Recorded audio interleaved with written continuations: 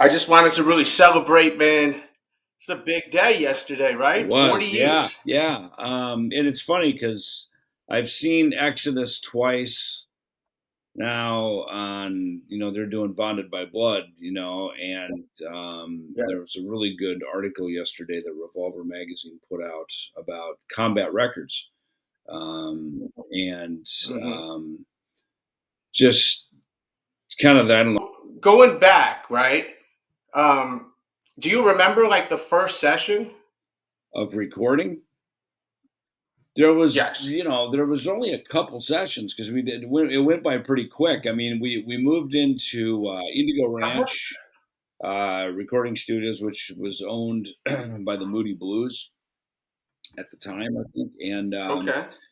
they so that was way up like a dirt road up into Malibu, way the hell up into fucking up in the hill, and so which just made it harder to get beer and food, and stuff. But Yeah. in fact, Yeah. The I studio remember, must have. it was a different lifestyle, and I remember being a little gacked out, and walking into the to the studio, and Scarface was on TV, which scared the shit out of me. To be high on cocaine and watch Scarface That's is okay. not fun. You know what I mean? It's like, but Yeah. I Yeah. remember that very clearly. That was when I saw Scar. That'll scare you straight. You're like, oh shit, my life, I'm blowing it. Yeah, Yeah. yeah, Well, yeah. totally, totally. But basically, we recorded all of those basic tracks. I mean, I think within a couple of days, man, because in those big studios back in that day, they were expensive. They were 1,000, 1,200, 1,500 a Mhm. day. You know, to have, That just comes yeah, out of you. It comes out of your yeah, advance. exactly. And Yeah. our whole advance was 8 grand. And we had to live off that. And yeah, That's it. yeah. That's So I mean, I think crazy. we cut me, David Gar together. We cut, drums, bass, and guitar. Kind of one take. I mean, I remember doing an overdubs, like a little lick in Chosen Ones. I did like a little that do do do do do do do do. Yeah, I I love mean, I that. punched that. Like that was Yeah, just to make it. that was so that hit so crazy. Yeah. Yeah, just to make it clean. And I remember, I think the lick and Skull Beneath the Skin, because I wanted to put You a did that chorus too. on it. And back in those days, now today, or you have a little money in your budget. It's like you never print an effect. You know what I mean? You record it and then you add the Mhm. effect later. You know what I mean? But back in that day, it's like stand there and then turn the chorus on. So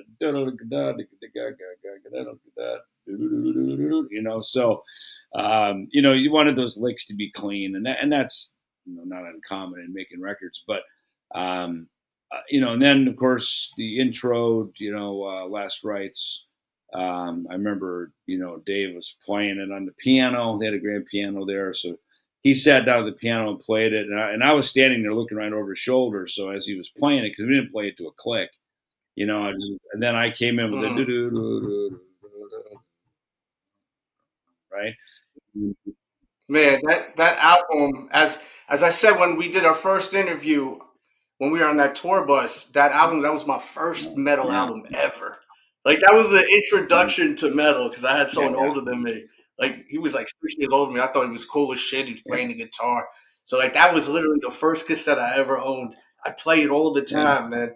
And that intro was so different than other stuff that we heard, like like Yeah, I mean, with the piano and that everything. era, that was, when we were starting the band. So, we lived on Sycamore Avenue, and that whole area right there was all like the students from MI, from Musicians Institute, right? So Mhm. we had a friend, Ingve was new in town. Mike Varney brought him over, so he was in Ron Keel's band Steeler. Loudness had just played their debut show at the Country Club, debut in America, and of course, Akira Takasaki was, amazing. So I mean, this was the era of great guitar Mhm. players. But our thing was more kind of Uli John Roth, those early Scorpions records, Virgin Killer, the Tokyo Tapes live, album of theirs. For sure, UFO Strangers in the Nights, first couple Maiden records were out, but our ears were going more to this kind of almost neoclassical, this European type music. And Yngwie, of course, new in town, was just, he really brought that over big time. He was like the younger. He was like, if Uli John Roth had a kid, it would be Yngwie. You know what I mean? So, it's, Yeah, yeah, no, he right. was a beast. He was Yeah. definitely So a beast. he just brought, that whole thing. So when I go to, to Last Rites, to go into this classical mindset that was big in our, I think, the thrash genre, look, the occult was big. Ronnie James Dio and Black Sabbath, of course, made that legal, to like, go down those Yes. roads. And Venom, of course. And then also the neoclassical thing, so those are really, I think, two big influences into probably Killing and Peace Cells, quite honestly. I mean, that album also aged very well to me. To me personally, I think that album Mm-hmm. aged really well. What, like when you went into those breakdowns, and bass breakdowns, going back to what we were talking about before, like how did that come into play? You were just like, basically, we need to just have a breakdown real quick just to come back in. Yeah, I mean, Like, it was interesting as we were writing this stuff because Dave, was the main composer, so to speak, right? But a lot of those things, especially when Gar got in the band, once Gar, Dijon, our first drummer, was very creative. He was really into Cozy Powell and Ian Pace, so that was a big thing. And again, he wrote the Black Friday lyrics. It's that was really okay, his concept. I mean, Dave finished it up in a way that made it singable, but I mean, the concept and the real beginning of those lyrics. I mean, because Dijon had the whole thing written out, so. He was big into that. Um, and then I think once Gar got in the band in 1984, he got in the band. See, we played our second round of shows in April of '84, and then Gar was in the band probably by May, May or something like that, May or June at the latest. We played a few shows as a three piece. We played like the Waters and Waters Club in San Pedro. We went back up to San Francisco. And did a round. I remember Death Angel opened for us, and that was, I think, like November 24th or something like that. And then right after that, we came home and went in the studio in December of '84 and started cutting records. So Chris Poland, I don't even know if he played any show. I don't think he played any shows with us yet. So he basically came in, and this would, ironically, this would kind of become a template. We basically, me, Dave, and whatever drummer would sort of be, writing and recording and putting the records, the songs, and then recording.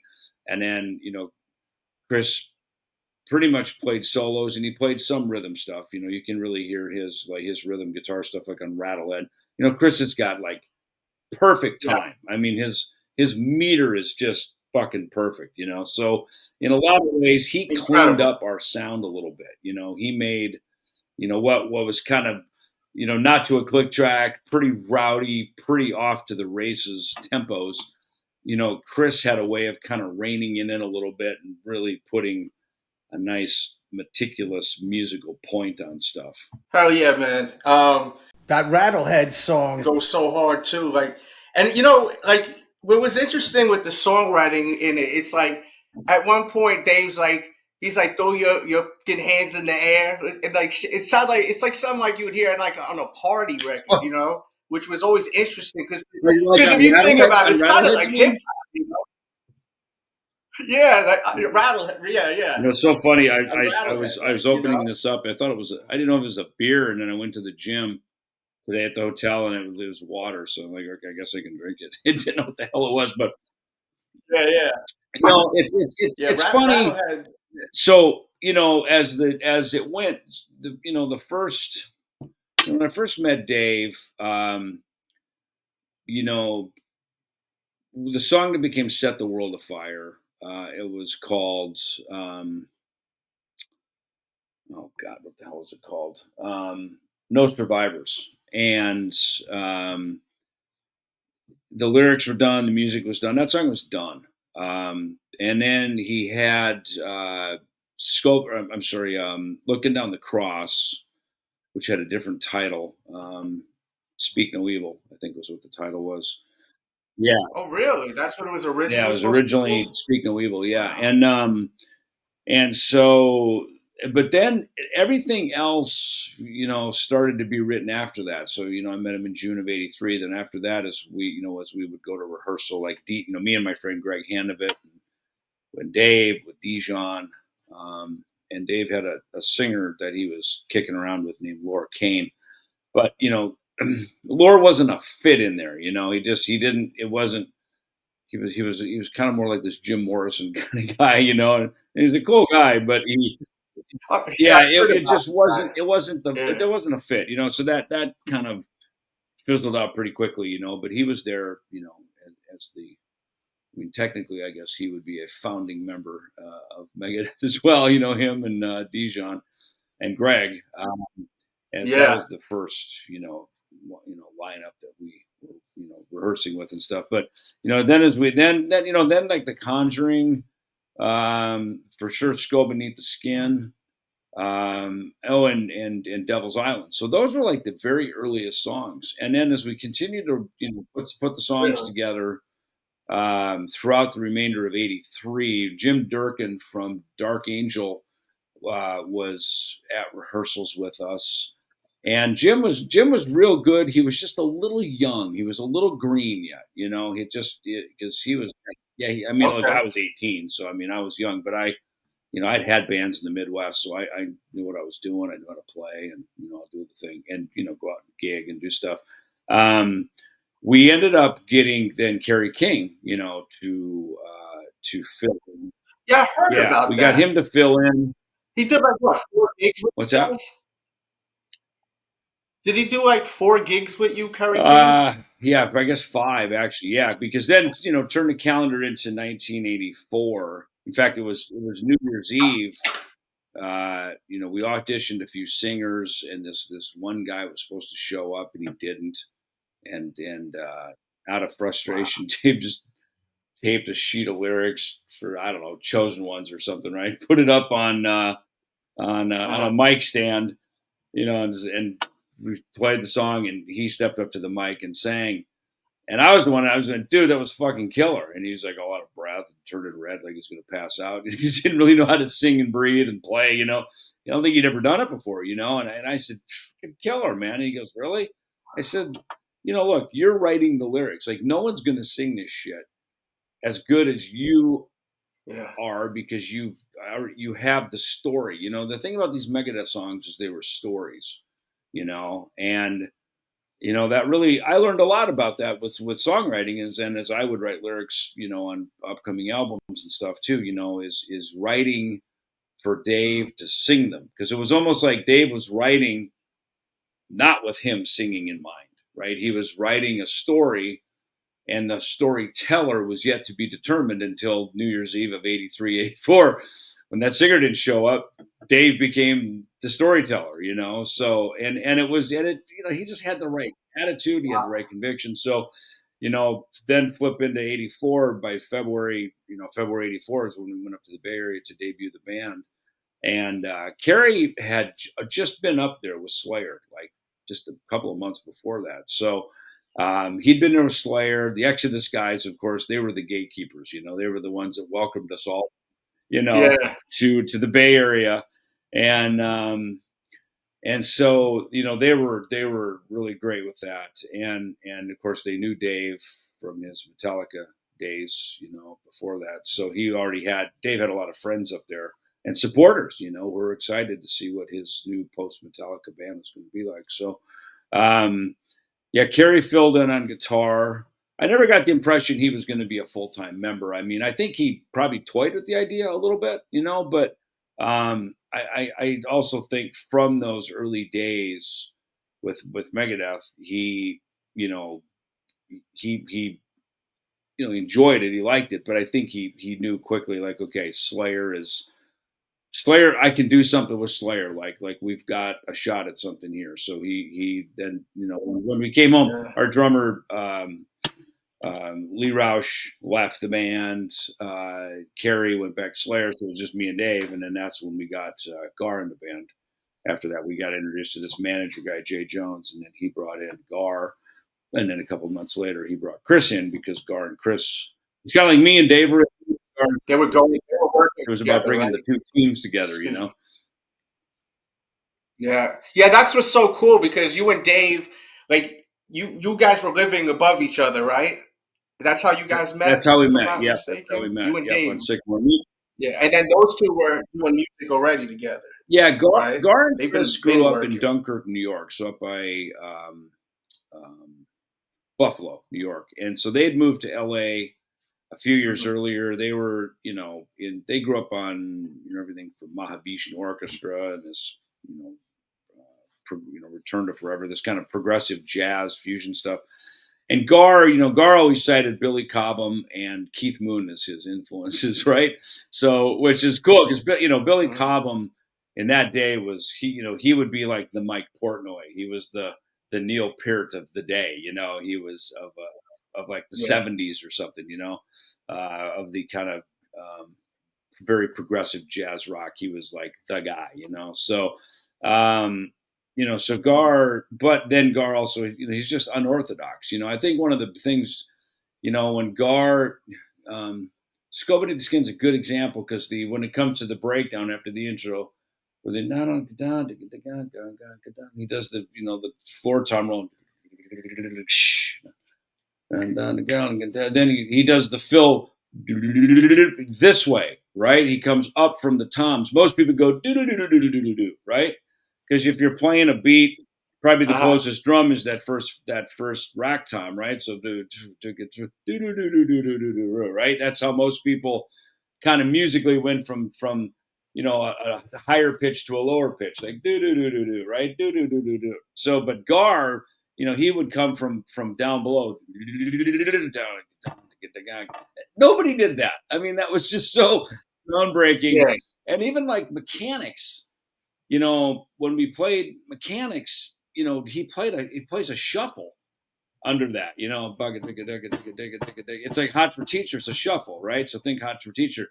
Whereas, you know, obviously I like the Metallica version from No Life Till Leather, as well as, of course, Four Horsemen, you know, where Lars, you know, plays a, you know, plays the riff basically on the drums, which super definitely cool, you know. But Gar's thing was this shuffle, and I played Ron McGovney's bass line, or at least my interpretation of it. You know, I kind of did my own stuff with it too. I played some of my own fills and licks, but I kind of was more to Ron McGovney's No Life Till Leather version of the bass line, you know, that I played on that. When you guys recorded that album, so that did you like really like go hard with like referencing like the Four Horsemen before recording that? Because that came out before you recorded, correct? No, so Dave wrote that song pre-Metallica, as I understand, according to how Dave.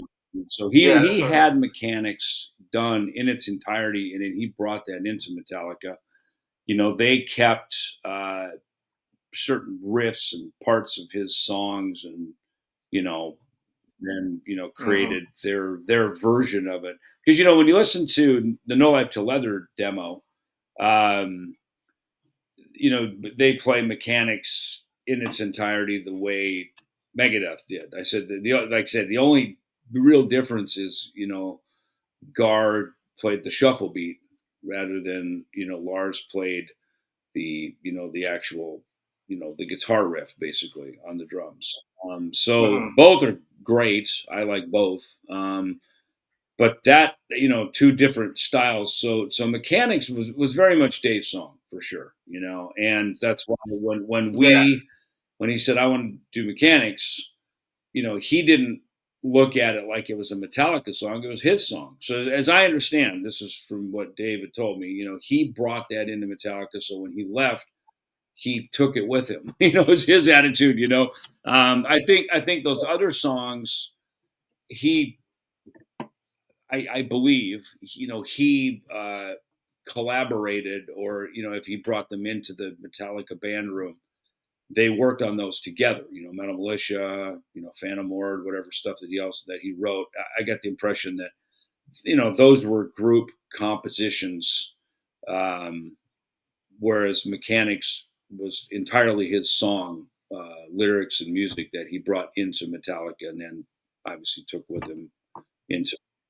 No, I mean the whole structure of the song is exactly the same. It's just slowed down, and then they bring in that, like Dave says, the "Sweet Home Alabama" kind of sounding riff that Yeah, they put he in the told me song. You know, Lars wanted something like a Sweet Home, like a Leonard Skinner part there, right? So Dave wrote that kind of as a joke. I think he said, well, I yeah. don't know, he kind of played something, and he said, yeah, like that, and they kept that. So, it's ironic. I don't know in the history of music if there is, ever a song. Let's just take Mechanics, right? That is essentially Mechanics is the song. Four Horsemen is a derivative of that song, as they collaborated even while Dave was in the band to develop it into the Four Horsemen. So there's essentially these two songs that are two different names, two different lyrics, but musically the same. Two different copyrights, right? Yeah. And the melodies are the same. Obviously, James changed the lyrics, to the Four Horsemen, wrote an entirely different story to it. But the melody is exactly the same. The way that James is going on the Yeah. song, the way he's delivering his vocals, it's exactly the Yeah, same. yeah. Dun, dun, dun, So dun, dun, dun, it's dun. funny that, Same thing, you know what I mean? It's in the divorce, if you will, it's like they both kind of have, the same house, but just with a different doorway on it. You know what I mean? So it's, Yeah. I don't know in the history of recorded music if that's ever happened before. Nah, I mean, I've never seen Yeah, it. I it's mean, not like it's Iron wild, Maiden. and it's cool that it did Iron work out. Maiden has Wrathchild, and then Paul Di'Anno went off and did a different version. You know what I mean? It's just never happened. It's kind of strange actually now that we're talking about it that that it happened. So of Yeah. course that controversy continues to this day, as we've seen recently. I know. We just seen. I'm sure you heard about somewhat of that new interview with Dave. He mentioned that again and everything like that with Yeah. Lars, with that I riff, mean, listen, from the Sweet Home look, Alabama. it's kind of like, when you work for a company, like for instance, when I worked for Peavey, we did a David Ellefson signature bass, right? But when I left, they took my name off of it. They keep the bass, right? Because it was, it's Hartley Peavey's company. I worked for him. It was, and I think in Metallica it's the same thing. It's Lars and James's band. And so if you're there and you write some songs, what you did there stays there. You know what I mean? So I can see that. Yeah. I mean, look again, this was all before I even met Dave. I met Dave 6 weeks after he was out of Metallica. And for me, No Life to Leather was my first introduction to them, and I loved what I heard. Yet I liked as good, I think as good for sure, what Dave was writing. I was going, fuck, dude. No Survivors, Speak No Evil, Crazy. you know, and Devil's Island, I think, had a working title of "Don't Get Mad, Get Even" or something like that.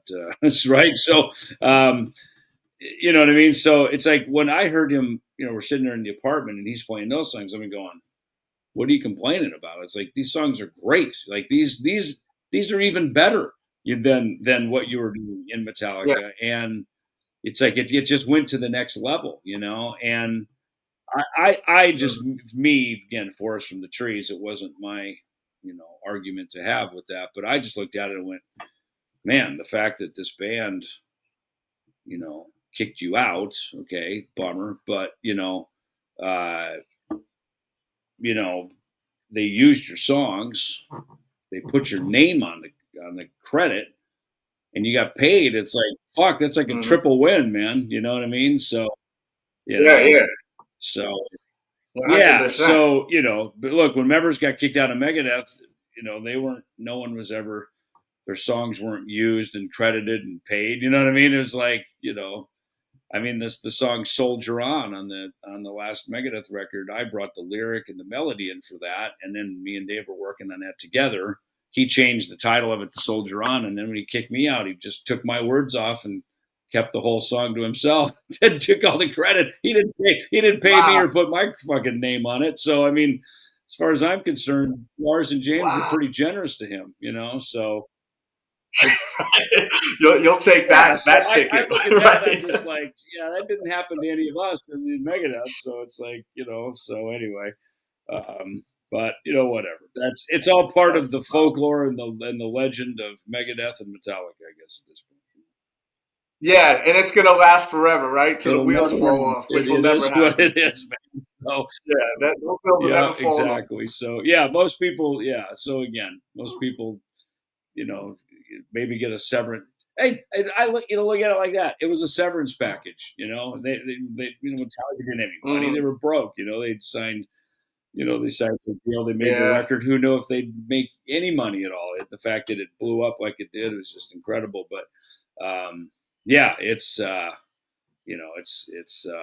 it's the feud of our genre.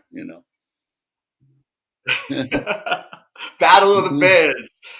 Because it was kind of like that going in there, right? When he got kicked out and he formed his own band and like trying to just like take over the world. That's what I got. Like, and I mean, look, when me and Greg Handabit met Dave, asking for where do we buy beer, and just trying to meet our neighbor. Like, all right, we got to meet some neighbors. We don't know anybody in town. We're only 18. We're too young to buy beer. The drinking age was 21. So like, how are we going to make this work? And Dave was the first knock on the door, and the fact that look, it really Greg. I mean, Greg was the one who suggested we call the band Megadeth. Dave didn't even like the name. He didn't even want to call it that. Greg's like telling you that's the name, and even Laura Kane was like, "Whoa, dude, Megadeth, fuck, that's heavy, dude." I'll never forget Greg, because we were sitting, I think, downstairs in our apartment. It was after rehearsal, and Dijon had a girlfriend, so he was off with his girlfriend. But it was me, Dave, Laura, and Greg, and we were at our apartment. And Greg kind of slouched down on the couch, and we're sitting there just talking about the stage and what the stage is going to look like, because we were formulating all this stuff, right? Like what's the stage going to look like, and how are we going to have two Daves in the band? My name is Warren.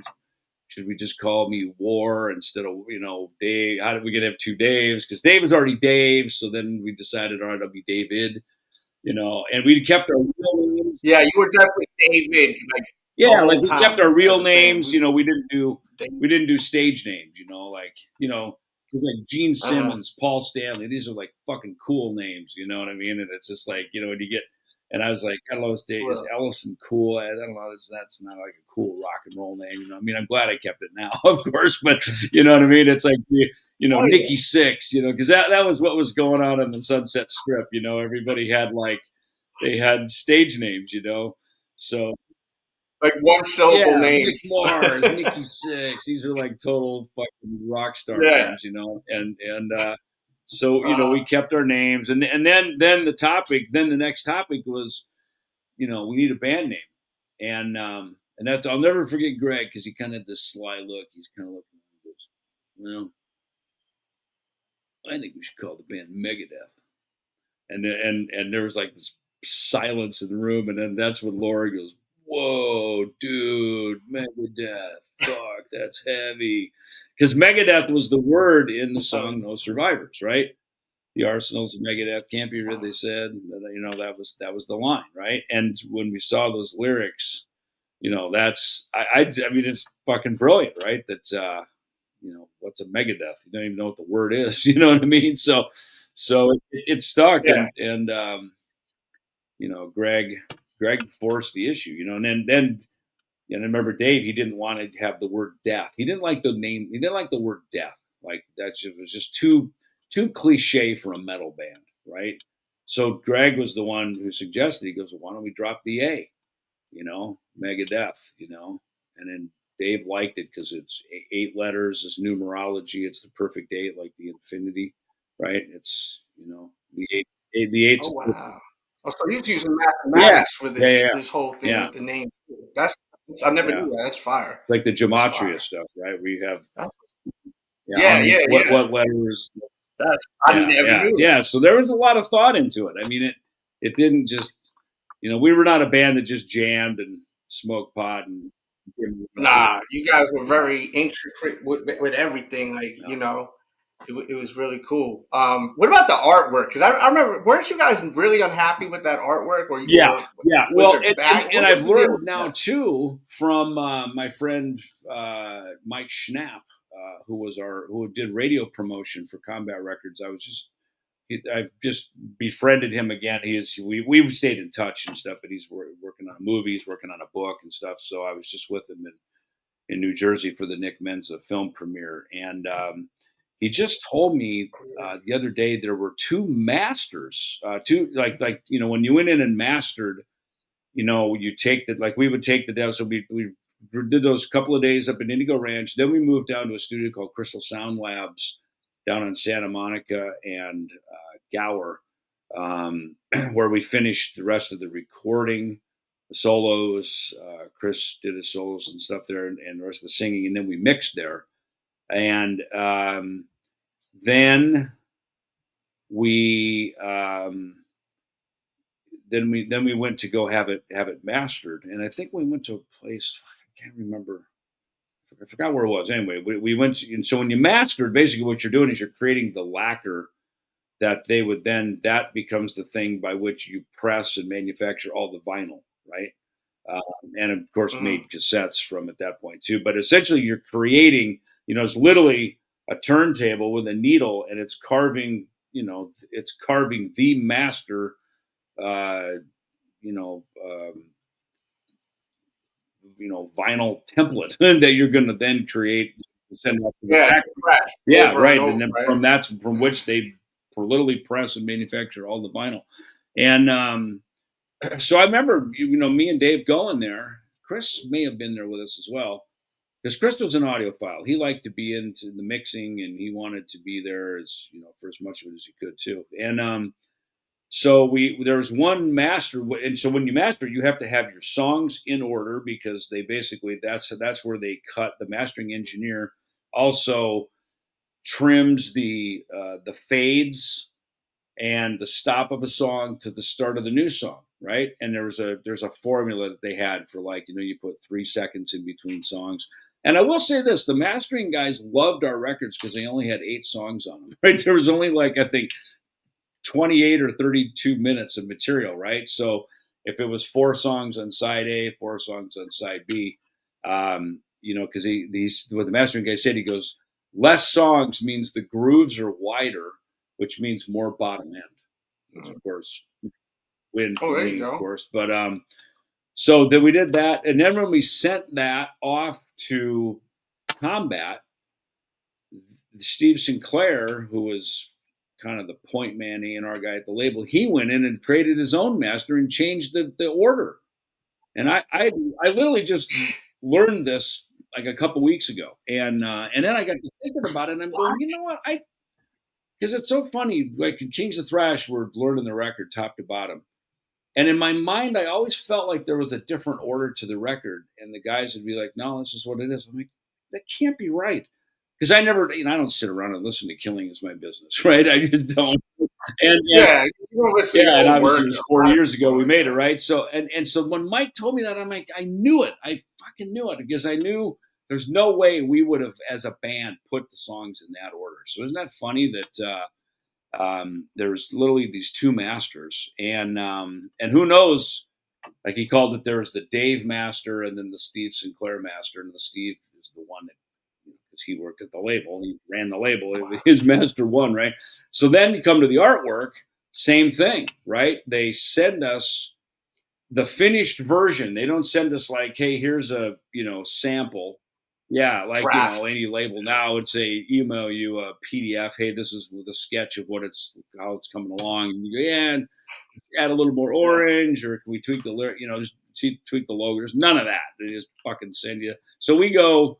We had a friend that because we and Dave didn't have like a mailbox. We didn't have a permanent address because we were pretty much homeless, just living with people, right? So I remember going over to her house, Sharon, and they shipped it to her. And so we go to her. I think they sent it to her or our post office, but I thought they sent it to her. And there it is. We're like, holy shit. That's not at all what we wanted. They changed the logo. So the version you see now on the Final Kill, and even the one that we reissued back in 2002, that remix, that is obviously it's got the current logo, but it's Mm. the skull and crossbones. That was what it was supposed to look like, because it was essentially that was the description of the skull beneath the skin, and it was also the see no evil, hear no evil, speak no evil, which is looking down the cross. So that was the whole description. Yeah. Now, if you really want to see the original artwork, look on the Megadeth Anthology Greatest Hits album cover. Dave has a white shirt on. That's one of our shows. I think that was from Palo Alto. It was our first. I think it was our first round of shows we did up there.